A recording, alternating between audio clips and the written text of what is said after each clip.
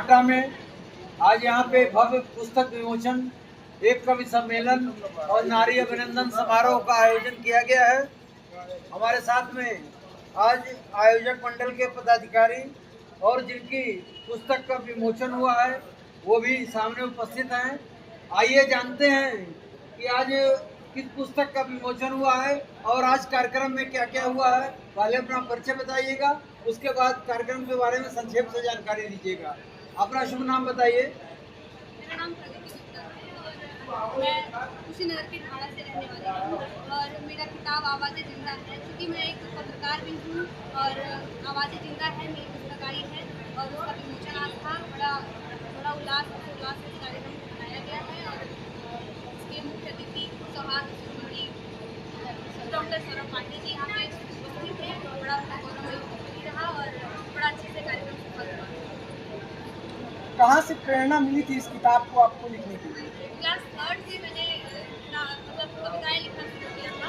जैसे दैनिक जागरण का एक ऐड आया था कि आप मतलब आप एक कविता लिखिए जिसके बाद आपको सम्मानित किया जाएगा, या फिर दैनिक जागरण की मंच में आपको बुलाया जाएगा।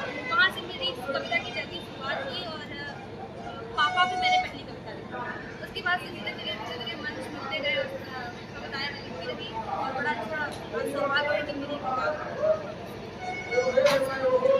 क्या कुछ कठिनाइयाँ आपके जीवन में आई उसके बारे में बताइए। कठिनाइयाँ तो हर कभी भी किसी क्षेत्र में आप जाना तो कठिनाइयाँ आनी ही आनी है। मेरे भी जीवन में तरह से बहुत ज़्यादा कठिनाइयाँ आई और उसके बीच में जो निकलने वाला होता है, कठिनाइयों से आगे आने वाला होता है, वो आगे जाता है।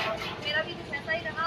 बार मतलब परिवार और समाज में थोड़ा सा सामाजिक दबाव हमेशा रहता है कि बच्ची है, शादी कर दो, ये कर दो और तमाम चीज़ें। लेकिन मैं महिलाओं को देखती रही। महिलाओं की मेरा लिखना बड़ा वो रहता है कि मैं महिलाओं से कविता लिखूँ और महिलाओं की आज समाज में स्थिति क्या है आप सभी देख रहे हैं। महिलाओं की स्थिति पे ही मैं बहुत ज़्यादा लिखती हूँ कविता। एक ऐसे दौर में जब तमाम आवाज़ें दबाई जा रही हैं, बुद्धिजीवियों को, पत्रकारों को, लेखकों को जेल भेजा जा रहा है, आप अपने पुस्तक का नाम दिया है आवाज़ें जिंदा। तो इसके अंदर क्या ऐसी बातें की गई हैं, किन पहलुओं के काव्य को लिखा गया? जो आवाज़ें दबी हुई हैं, दबी हुई है, जिनको सुना नहीं जाता है। जैसे बड़ा छोटा सा मुद्दा है जो पुरुष वर्ग है हमारा, हम लोग पितृसत्तात्मक सोच और पितृसत्तात्मक समाज से आते हैं। उस समाज में हम देखेंगे तो महिलाओं को हमेशा थोड़ा सा पीछे रखा जाता है कहीं ना कहीं। आज भले ही हम बहुत आगे हैं लेकिन फिर भी महिलाओं के लिए बड़ा दबाव बना रहता है।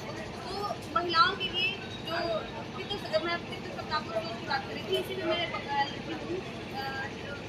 उसमें मेरी किताब यही है कि गाली देकर, स्त्री को गाली देकर इतराता मर्द समाज। तो मैं मतलब महिलाओं पे ही लिखती हूँ। गालियाँ देना उन लोग का बड़ा हो रहा है कि कभी भी बाहर लड़ते हैं, महिलाएं उनके अंदर काम कर रही होती हैं और उससे वो लोग बाहर जाके महिलाओं पे ही गाली देते हैं, माँ बहन के करते हैं। उस पर मैंने लिखा है। तो महिलाओं के लिए ही मैं बहुत ज़्यादा सोचती हूँ, समाज के अन्य मुद्दों पर भी सोचती हूँ। जैसे कहीं बुद्धिजीवी वर्ग में महिला अपना कंफर्ट खोज रही है, बहुत देर से यहाँ बैठी है और कंफर्ट खोज रही है तो अपना पैर पर पैर चढ़ा के बैठ जाएगी, बड़ा आराम मिलता है उसको। लेकिन उससे भी बुद्धिजीवी वर्ग जो है बड़ा मतलब मैं कहूँगी कि वो लोग उसकी अवहेलना करते हैं कि बताओ स्त्रियों के पैर पर पैर चढ़ा के बैठती है। स्त्री तो बड़ा नॉर्मल जगह पे भी बैठती है तो भी उसकी बड़ी अवहेलना होती है। मैंने इस पर भी अपनी मतलब कविताएं रचनाएं लिखी है, मतलब समाज के ही मुद्दों पर नहीं, किताब से पहले मैं कविताएं लिखती थी। कविताओं का ही संग्रह है, काफी मतलब कविताएं मैंने लिखी है और उसका ही संग्रह भी बहुत सारी किताब है और अगली किताब भी मेरी बहुत जल्दी आने वाली है। ये मेरी पहली किताब है। बस मैंने पहले कविता लिखी थी, उसका संग्रह इकट्ठा करके मैंने ये किताब पब्लिश कराया। नहीं, ये पद्य है, ये एक पद्य है, कविताओं का संग्रह है। अगर जन सामान्य इस पुस्तक को क्रय करना चाहे तो उसके लिए क्या माध्यम है और कैसे संपर्क करेगा? अमेजन और फ्लिपकार्ट पे आसानी से ये किताब मिल जा रहा है। आप सर्च करेंगे आवाज़ें जिंदा है तो ये किताब आपको उपलब्ध हो जाएगा। संस्कृत प्रकाशन की किताब है। मैं उनको भी साधुवाद व्यक्त करती हूँ कि उन्होंने बड़ी अच्छे से मेरे किताब को प्रकाशित किया है। किसको प्रेरणा मानती हैं इस किताब को लिखने को? जब आप सोची दिमाग में कि हमको किताब लिखना चाहिए कविताओं के लिखने के बाद से, और आज वो किताबें जो कल्पना आपने दिमाग में किया था, एक सोच आपने दिमाग में जागृत किया था और आज वो किताब आपके हाथों में है, आपके समाज में है और आज वो उस किताब का विमोचन आपने किया है, किसको प्रेरणा स्रोत मानती है? मैं मतलब अपने पापा और दादा को प्रेरणा स्रोत मानती हूँ, मम्मी को मानती हूँ, अपनी पूरी फैमिली को मानती हूँ। और सबसे बड़ा तो ये होता है कि समाज के लोग जो हैं वो जगह जगह पे बार बार देते रहते हैं मुझे लिखने के लिए। जैसे अभी गाली की मैंने बात की तो ये समाज के लोग ही देते हैं और पापा से, हमारे दादा से और मेरी मम्मी से बड़े अच्छे से ये लोग समझाते हैं कविता ऐसे लिखनी चाहिए। सुनते हैं लोग बड़ा ध्यान से, मैं लिखती हूँ हर रोज रात को सुनते हैं कविताएं, बड़ा अच्छा लगता है सुन के और देख के कि इतना अच्छा परिवार है कि मेरी कविता मेरा साहित्य सुनने के लिए